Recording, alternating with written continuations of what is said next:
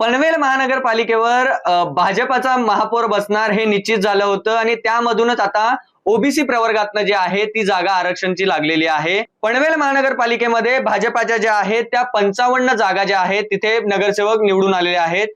भाजपाचे एकूण 55 नगरसेवक निवडून आलेले असताना इथे महापौर देखील भाजपाचा होणार हे निश्चित होतं।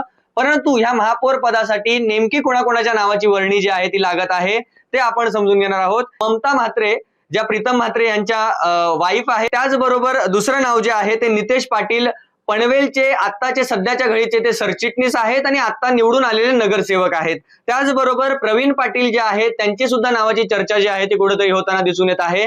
प्रवीण पाटील जे आहेत हे खारघर तळोजा मंडळाचे अध्यक्ष म्हणून कार्यरत होता, सध्याच्या घडीला ते नगरसेवक म्हणून निवडून आलेले आहेत। एकंदरीतच पनवेलचा नवीन महापौर कोण होणार याच्याकडे संपूर्ण पनवेलकरांचं लक्ष जे आहे ते लागलेलं आहे।